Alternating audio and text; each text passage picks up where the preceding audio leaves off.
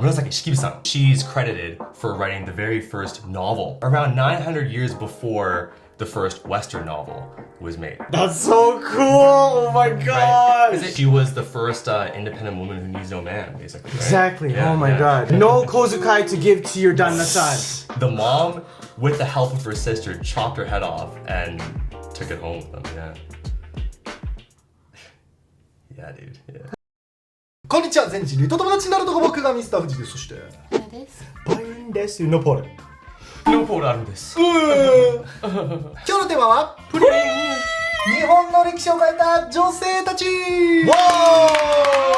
Dang! I see you, Aaron. Research This is yeah, important. From little Jose's Tachis. Jose's. This video goes out to Anna. No big deal. Anna, おめでとうございます。You made it. One might say that Anna is a Japanese Josei who changed Japanese history. That's one might right. Say. That's She's right. making history right now. There you go. Yeah. I'm Romanian though. Oh. Yeah, but you're in Japan. You are changing Japanese history. threw But away just, your just by virtue of Romanianness. アーロンは大学院でこれ歴史をね勉強したほどの歴史ラバーということで、そうですよ。歴史に大きな影響を与えた女性を選んできてくれた。そうなんですよ。Quick disclaimer from the very get-go here. Okay. I understand the irony. I'm talking about Japanese women who changed the course of Japanese history, but I'm a man. That's right. The irony is not lost on me. The things that I say are the things that I have read. These are maybe, opinions and analysis that I've kind of synthesized myself after reading the things that I've read, but they're not necessarily, I'm not trying to say that they are facts necessarily, right? These are things that I've read that I thought they were interesting from my foreigner perspective, from someone who studied Canadian history. Exactly. この動画はあくまでもアーロンが海外目線で面白いと思った Exactly, yeah. ものをピックアップしてくれてるっていうところなんでね、なんで海外の人はこれ面白く思うんだろうかっていうところも合わせて楽しめるっていうのが、一応この動画の意味になってるから、もし間違えてたらなんかやさしく教えてねということで、すごい好評なシリーズなので皆さんお楽しみください。お願いします。それでは Let's find out!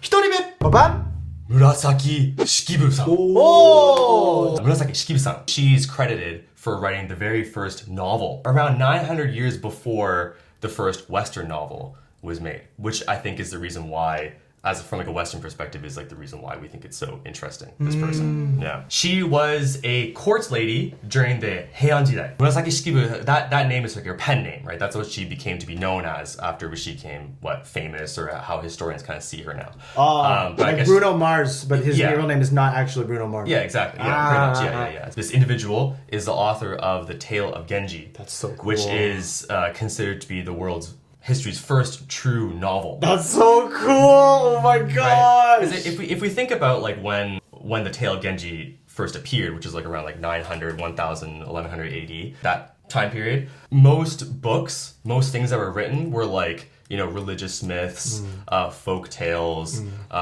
things like that were fictional, let's say, but they were based in some sort of like there was like a religious impulse or a cultural impulse to write the mythical history of a particular culture or country kind of thing, right? But in this case, The Tale of Genji, why it's considered the first novel is because it's a fictional story that is emotionally complex, and it's a quote-unquote psychological novel. Wow. A lot of literary historians see The Tale of Genji as the first true psychological novel. In the West, the next true psychological novel on its own probably was Don Quixote with Cervantes. A lot of Westerners, a lot of Europeans like to credit Don Quixote by Cervantes as the first novel. But that didn't come out until the 1600s. Yeah. What? 紫式部って 900, 900 1000 AD, something like that. I remember reading in history that a lot of people were illiterate at the time too. Not in Japan specifically, but just like worldwide. Well, a lot of people couldn't read. Yeah. I mean, there's so many layers to why Murasaki is so impressive. Because like not only was she illiterate, she wrote this first psychological novel that's like emotionally complex, and each character has like internal struggles and whatnot, right?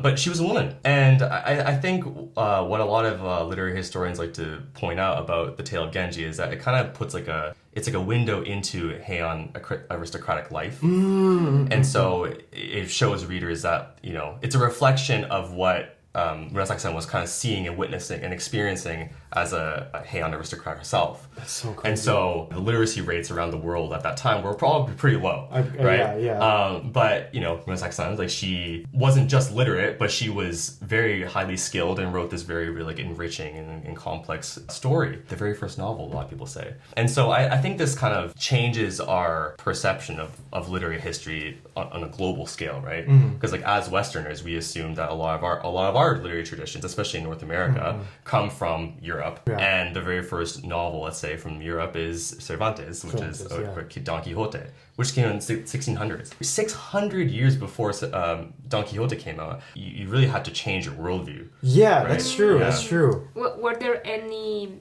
clashes against it? Because like I feel for Americans and European, when you would say like, oh no, someone else did this 600 years before, it's like, that's not a real story. That's not real. Yeah. I'm sure there are lots of people out there who's like, oh, actually, the Tale of Genji is more of a blah, blah, blah. I'm sure there are some people out there who would say that. But from what I've read, I think the consensus is clear that the Tale of Genji is like the very first real novel. And Westerners like us, we look at people like Shakespeare and Don Quixote and Virginia Woolf and James Joyce and these people who wrote complex, emotionally complex and psychologically complex characters and stories.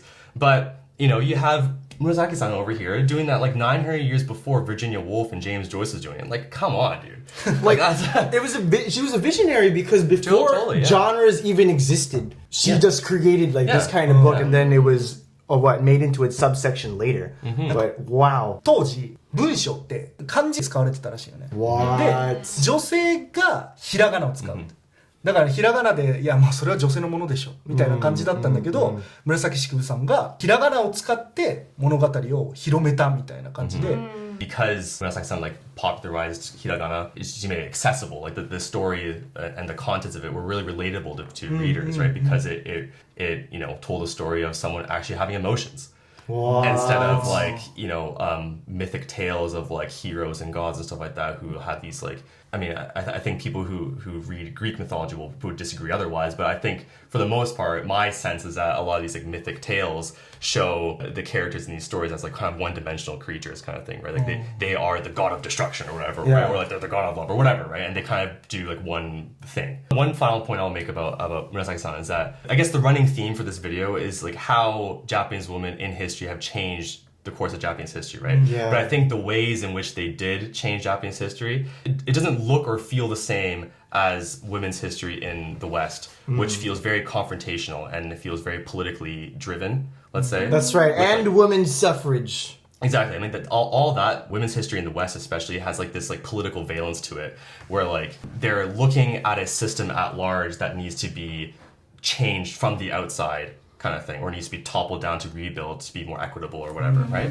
Yes, we can. But I think the theme for this video in Japanese women's history is that it's more of a negotiating thing. It's more subtle in the ways in which they change Japanese history. That's so cool. That's cool. Japanese women's history, like the themes of Japanese women's history and historiography is subtle changes of culture and society that slowly seep out into mainstream society from within. And not so much like the feminist discourse, like Western feminist discourse, which feels like it's more like we are seeing like the bird's eye view of society is highly patriarchal, and so we need to dismantle it through political action in order to change it from the outside, kind of thing. That makes so much sense though, because Japan is all about Heiwa o Mamoru, right? Yeah. So like if you try to go the Western way, it's like, no, we have to fight and have rights and make a movement. You're gonna get shunned. You're gonna become the Derukui if you try to do that. It's a losing battle. Yeah, right? it's just kind of like culturally incompatible. Right. Then on that note, that means Kunoichi are real. They're changing Japan through the shadows. That was Murasaki Shikibu でした。はい、次。はい、ババン。Higuchi Ichiyo. Oh. Yeah. Like Murasaki-san, this person, doesn't need much introduction, right? I mean, she's on the 5,000 yen note. Hell yeah. I don't have it. Yeah. This person, another literary figure, right? And I wouldn't necessarily call her like a feminist figure in the political sense. But quick background, she was during the Meiji era. That's when she was active. and why we as Westerners think she's important. She was really young when she died, and she produced like thousands of poems, and the stories that she wrote reflected not like the high class aristocracy that the Tale of Genji was describing, but more so like the complete opposite of like impoverished women struggling in like the slums of Tokyo, which I think is, you know, we see in authors like James Joyce, for example, who wrote stories of like people struggling in Ireland. But as far as I know, I'm not a literary historian, but as far as I know from like a Western perspective, there's not many women writing about the daily, everyday struggles of women, especially at this time. I think that's kind of like the big thing why I think she's important from like a Western perspective. Ooh. She kind of rose to prominence during the Meiji era, which we've talked about in this video in these history videos before, is like a time of rapid modernization, rapid Westernization in Japan, kind of catching up to the rest of the world kind of thing, and how they've been opened up. Japan now has diplomatic relations with other countries, right? And so you have a lot of cultural exchange, let's put it that way.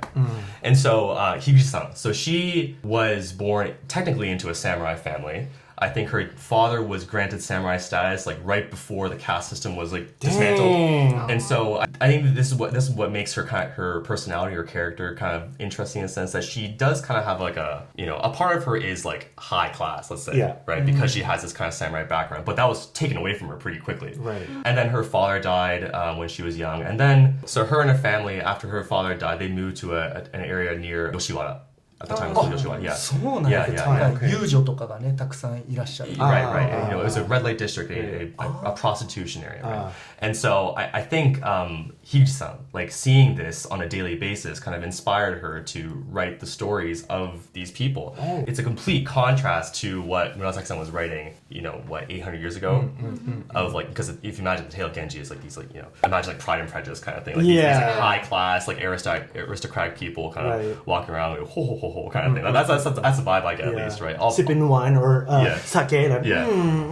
Like.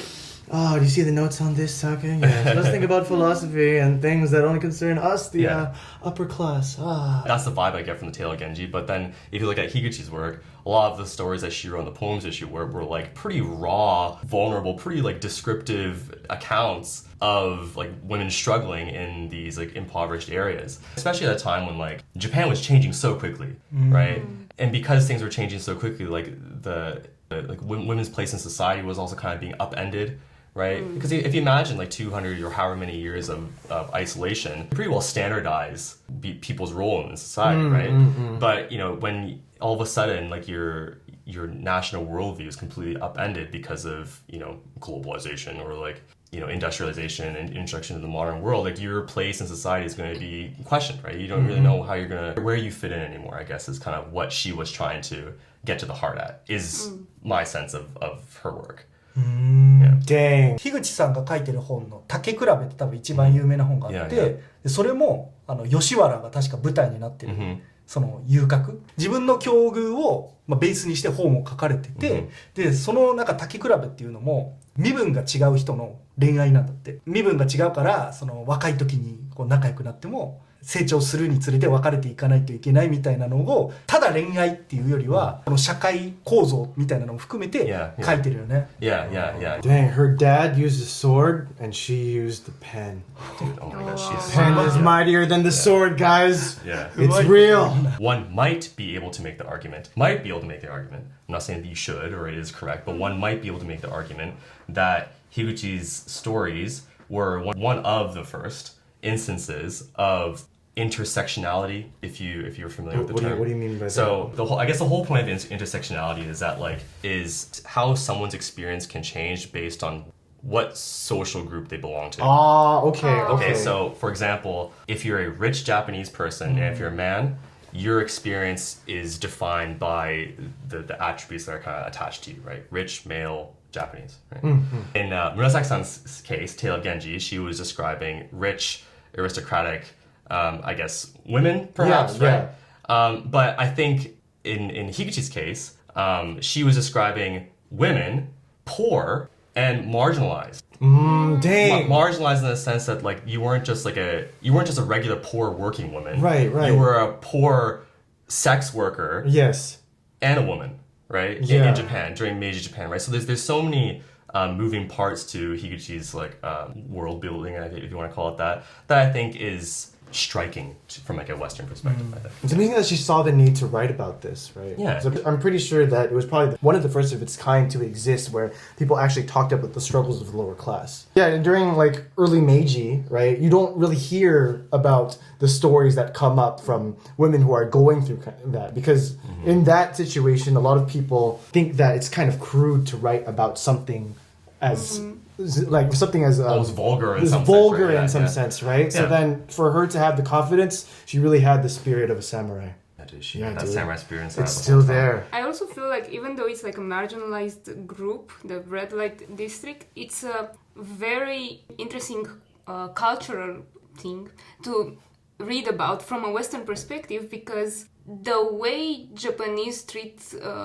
sex workers and prostitution in general back then as well, but even now, it's very different from the Western perspective. Because there is a high stigma in any society about it, but in Japan, even though it's a stigmatized work, it's considered an honor to hire an oiran.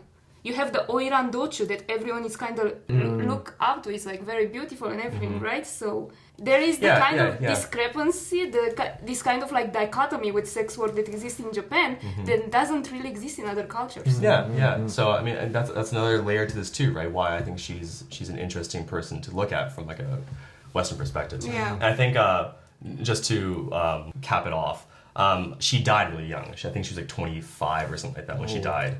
And yet she made this big of an impact. Yeah. And so I think like that she got like tuberculosis or something like that, and then she died when she was like in her 20s. And I think that, you know, extra fact about her makes her story and the stories that she wrote like that much more like kind of sad. It's a little I guess, sad, right? yeah. Yeah. It's very And so sad. I think even though she has a bit of a sad tone to it, I think she impacted Japanese society in the sense that she introduced to the Japanese literary community that, you know, you can write stories of, you know, bottom up type people. That's right? so cool. ということで、樋口一葉でした。 Yes. 次、 Bye-bye. ででん中野武子。 Whoa. 誰でしょう What I tried to do with this list is to combine like feminist figures in like the traditional political sense kind of thing, and also people who kind of were just like, dare I say, quote unquote, badass women. If you want to. Hey, I mean, that's a good thing, Yeah. okay? Yeah. いい意味で、So- みんな。 Have you heard of this name before? Have you heard of this person before?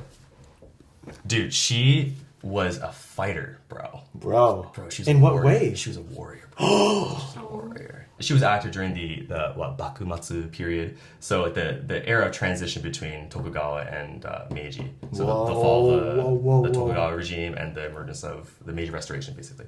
So mid 19th century. So she was active during the Boshin Senso, right? Which was like I guess to put it simply, it's like a civil war between the Meiji government, the imperialists, and those who were still loyal to the Tokugawa regime. Right? Shogunate versus, you know, returning to the imperial system kind of thing. Why she's interesting from our perspective is that she was a warrior and she led an all-female corps of soldiers in this war. What? Yeah, during the Battle of Aizu, I think it was yeah. How was there a woman's butai in the army at the time?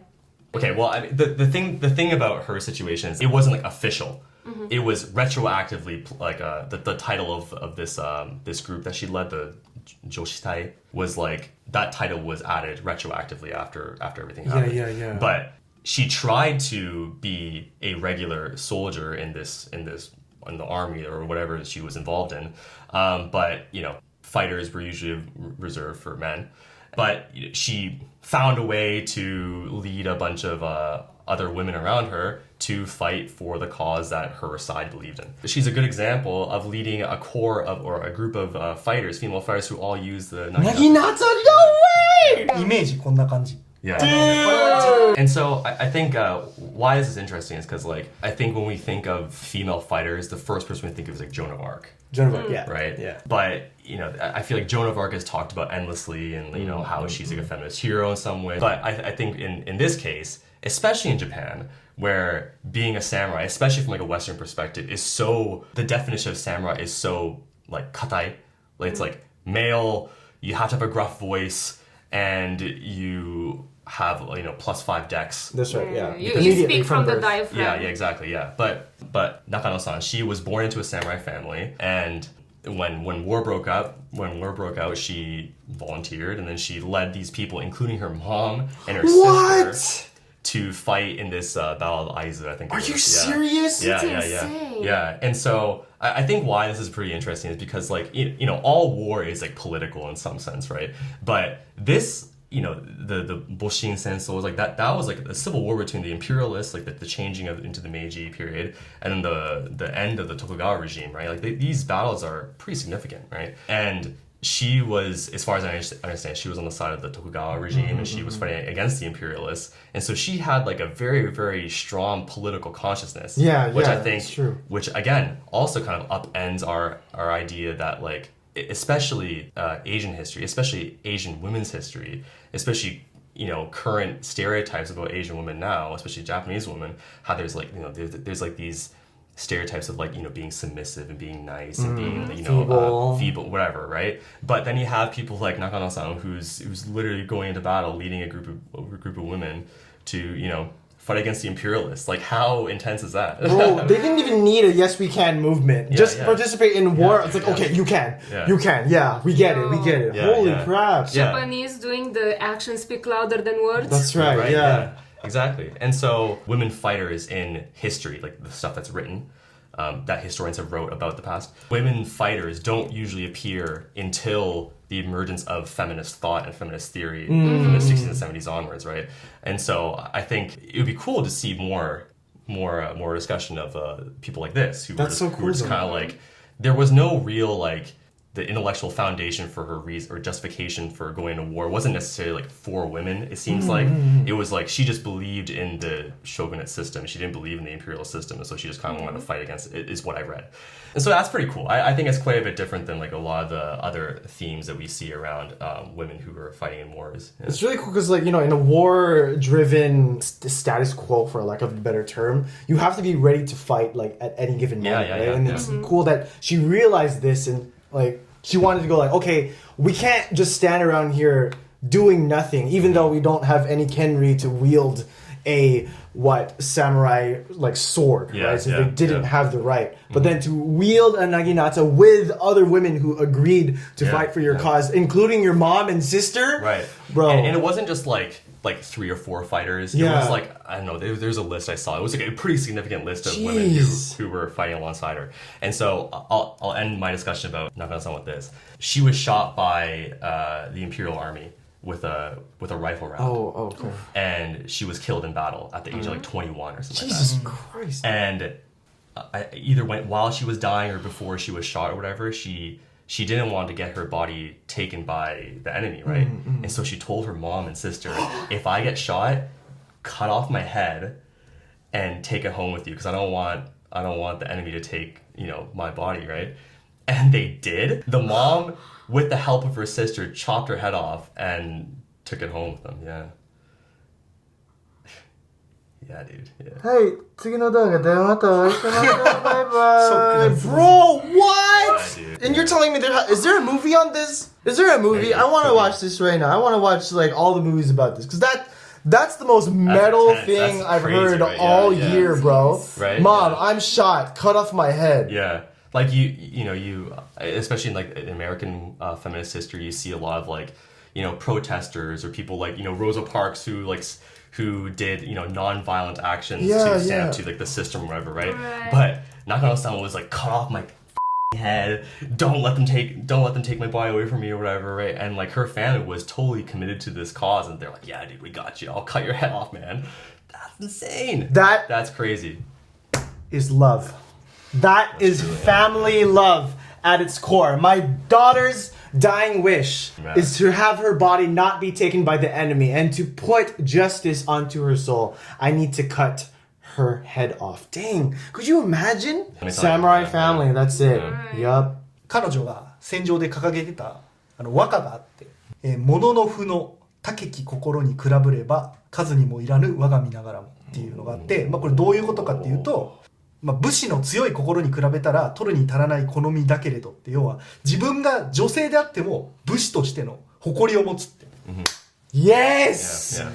So metal, dude. That's the sense I got from すごいよ So metal. Oh my gosh. 甲冑つけて戦ってたんでしょその時、 Yeah, yeah. 女性がね Right. ですね、武士の強い心に比べたら取るにも足りない好みだけれども At no point she's mentioning like not being a male or being a woman or something like that and yet you understand that by 好みだけれども she's meaning like even though I'm a woman I can still be Bushido. I'm like where did you get that from? Is it in the Nihon Shoki in your brain? PDF file. That says Yeah, that. there it is. It's there. You look at the set kotoba, it's not women warrior spirit or male warrior spirit. It's simply warrior spirit, right? Yeah, right. Right. That's genderless. Nakano Takeko でした。 Wow. Oh my. 次。Tsuda Umeko. Whoa. Okay. So she is another Meiji figure, but she is the founder of Tsuda University in Japan. Yo, I what? think it was like one of the first, or if not the first, women's universities in Japan. Is Let's that right? go. Yeah. And so she's cool because she was the first Japanese exchange student to the U.S. What? Yeah. Wait, what year was this? Like the Meiji period. Oh my goodness, 19th that's century, yeah. oh, that's scary, man. Where do you think she went? She went to Hawaii. Bryn Mawr. Bryn Mawr? In Pennsylvania. Pennsylvania. Yeah, she went to Whoa. So Bryn Mawr was a women's college Yeah. in Pennsylvania, and I guess they somehow got some connection with Japan, and then she went to study in the U.S. And like I said, she was a first exchange student, and I think why she's cool and interesting from like a foreign perspective. Oftentimes in Japanese history, especially during the Meiji period, we often see like Westerners going to Japan to either export or teach the Japanese Western styles, Western techniques, and blah, blah, blah, technology, whatever, right? But in this case, we see the opposite happening in some sense, right? Because so you have Tsuda-san going to, I guess Tsuda-sensei, right?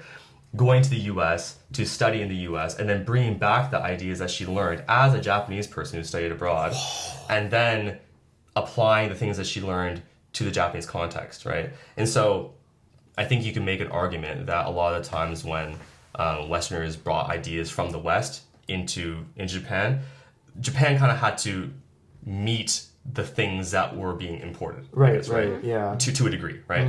But I think what Tsuda Sensei did instead is it seems like she took the ideas from the U.S. and kind of took it back, knowing that in her mind, if she changed the way the things that she learned, if she like imported into Japan as a Japanese person, it would the transition or like the implementation of these ideas would be much smoother. Ah, right. Yeah, is what I read. And so I think why she's interesting is that again, this is Meiji period, so like a lot of rapid changes happening, right? And so in the previous section, I talked about how women's place in society was kind of being upended. Like what is their role now, kind of thing. Now that caste systems are kind of are eliminated and the domestic and public spheres are changing, let's say. And I think her starting a university for specifically women kind of challenged this idea of like good wife, wise mother, which in Japanese is what 良妻賢母 yeah. And so like there was like a very very just like a explicit definition for how women should conduct themselves in society, right?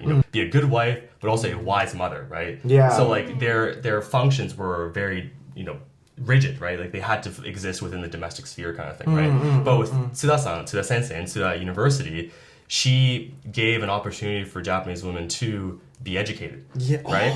And by being university educated, like education is clearly like the path to opening the doors to whatever is ahead of you kind of thing, right? It unlocks so many things, right? That's why we had Rekishi Kai with Aaron. Yeah.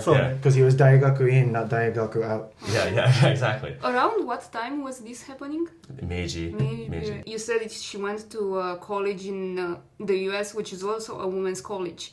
From the amount of those kind of historical movies that portray women's college in the US at a time, they seem that they still have the idea that a lot of classes during women's college in the US as well were about learning about business and so on, not to make a business by yourself, but to better support your husband. How to run a household. Right. Exactly. So, easy bake oven. Right. So I wonder, like, to what degree was the West more progressive in terms of women's movement at a time? with Yeah. Japan at the time. I mean, right? good question. I mean, this is something that I think we should look into more, right? Because what the classes at Tsuda University looked like at the time, I have no idea. I mean, I wasn't there. But I think the point is that she really advocated for women's education, women's higher education, right? And in quote-unquote classical studies, science and the arts and history and stuff too, right? And so I think that, like I said before, Tsuda Sensei being a feminist figure in the sense that she wasn't like a politically active person in the sense that like she was like, maybe she was rallying, I don't know, but she wasn't like, my image of her isn't like on the streets like marching and saying like down with the patriarchy. I don't think she was saying that, but she was advocating for slow reform of the women's role within the confines of what was acceptable at the time, kind of thing, right? And so again, I guess the whole theme of this whole video is that feminist history, women's history in Japan, is all about negotiation and reform against, as opposed to direct confrontation or a political action that we see in the West. くのいち。津田さんは生涯結婚しなかった。女性も社会に進出していくべきだって。だからそれが必要だから教育をしていこうっていう人が結婚して、その家庭に入ってたら、なんか周りの人からどういうことってなっちゃうから、もう私は教育に生きるって言って。でも結婚しなかった。一切。で、大学をそのまま続けて、教育をしていたっていう。She didn't want a man to hold her back. Well, exactly. She was the first independent woman who needs no man, basically. Right? Exactly. Yeah, oh my god. そんなことない。No kozukai to give to your旦那さん. Keep it all for yourself. ちなみに、津田さんの顔みんな絶対見たことあるよ。樋口一葉さんが最近まで5000冊で、津田さんは2024年に5000冊になった人。Oh, so she's on the new one? そうそう。 She's on the new one. Yo, damn. Wow. 2 5000. 1万. ちょっと You hear about exchange students all the time, and they come back really disgruntled. It's like, oh, they just asked me if I ate sandwiches every day, or yakuni, they asked if I ate rice all the time. So if she was the first female exchange student into somewhere in the Midwest, she was probably like stared at every single day, and like all the American students were like, right. I mean, who knows? I don't know how long she was an exchange student for. She may have been there for a week. I have no idea. Okay, well, there you go. 10 years. Yeah, that's the thing. Like, she was able to put all of that criticism just aside and focus on what was really important, what was her main goal. Yeah, right? yeah. And her life goal was to be an educator and to raise the standards of women's education in Japan. So, Exactly. I mean, When your life has purpose, everything is just fodder. You don't have to focus on the bad things if you have a proper goal in life. You can either go to a country and then come back talking about like, like I couldn't practice English at all, etc., etc. But if you go there with like a goal, right, you don't even have to worry about, people treating you different just because you are different. Right. You have a goal there to learn, to bring this back to your country. And so you'll take, hey, do you eat rice every day? You get used to it after like a year, right? Right. So it just really makes you wonder, like, what kind of, I'm not trying to discredit any of the amazing things that she's done, but because,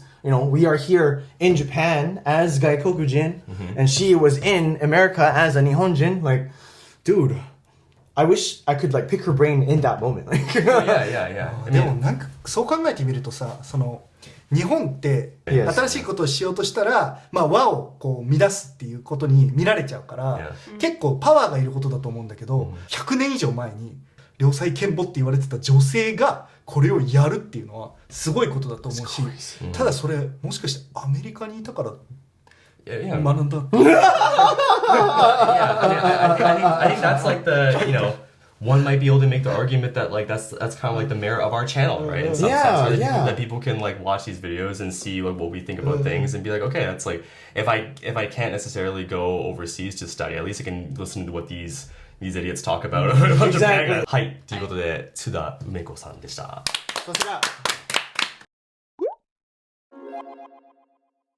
はい、ということで今日は歴史を書いた日本の女性たちについて話してもらいました。Kunoichi! Oh my god, dude, they're real! You're trying to find them throughout history, and bro, we found them. We found 4, dude. Holy crap. You're telling me that the girl with the Naginata is not a Kunoichi. She's a badass, dude. Bro, what? Thank you, Aaron. Yeah, Thank you, no Aaron, worries. so much. Thanks for joining me on this journey. It was very, very fun. As like a bit of a wrap-up section, final analysis, kind of put together kind of thing. Like I said before, I think Japanese women's history can be summed up with the word negotiation, right, and subtlety. Like I was saying before, with like Western or specifically American women's history, feminist history, a lot of the actions you see in feminist history, and again, it depends on the era. There was lots of feminist history that existed before this too, but like, or that talks about different things, not just this. But like, I think there's a big emphasis placed on purely political action and women's suffrage, sexual liberation, making sure that women are of equal political and social and economic standing as their male peers. And in order for them to do this, they had to be politically active. They had to go and protest. They had to do all these sit-ins. They had to be politically conscious, let's say. And so there's this phrase often used in American history, especially gender history, feminist history, called like the personal is political. Yes, that's right. And so I think a lot of people at the time, like during the 60s and 70s, or 50s, 60s, 70s, when the feminist movement was starting to come up, or the second wave feminism started to come up, people looked at the struggles of women who were mostly just working at home, right? And a lot of their critics would be like, you have it so easy, you don't have to work at all, you just kind of sit at home, you just kind of cook food, and you make the kids, and you just get to chill all day. Hell yeah. Oh my god, right? Shut up, man. Please, bro. But then if you look at like the evidence, the historical evidence, you see a lot of women at the time were like suffering, were like abusing sleeping pills, like sleeping medication, because they were clearly, unhappy and depressed, right? And so the detractors, the critics will look at this and be like, why do you have anything to complain about? You have a very, very easy life. But when they say the personal is political, my personal issues are a political issue. Because there's this slogan, the personal is political, that kind of encourages confrontational political action, let's say, right? Because this is my struggle that I have to be political about, right? That's right. But if you look at Japanese women's history, you have this like good wife, wise mother phrase, right? And that very clearly defines how a woman should behave or act in Japanese society at the time.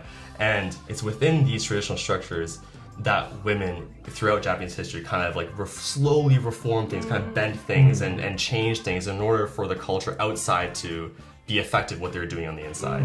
And so in the West, it seems like feminist history, women's history, historiography, there's like an emphasis placed on like direct political confrontation, right? Aggressive political confrontation of like toppling systems that held women down kind of thing. But that's kind of expressed through this idea called, the personal is political. But in Japan, you have good wife, wise mother, which, kind of outlines how a woman should behave in Japan, right? And so it's within this framework that women throughout history were able to slowly change and reform things from like the inside, let's say. And I think as like a final kind of wrap up kind of thing, is how the ways in which women throughout history in the US and in Japan achieve power is it's obviously different, right? But like achieving power doesn't mean you have to achieve power through aggressive political means. That's right. You can achieve power through cultural dominance, right? I mean, like Murasaki-san was like the preeminent writer at that time, right? And she wrote like the first novel. I mean, that's like it's incredible, right?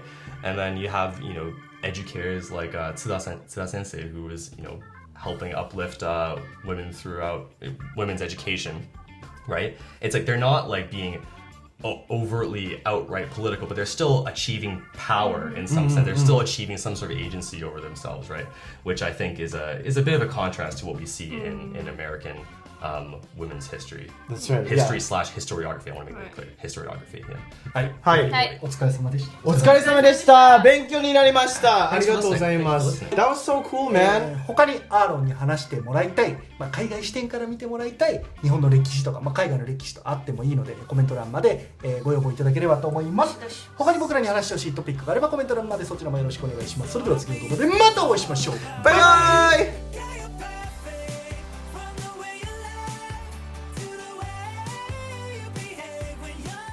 チャンネル登録お願い。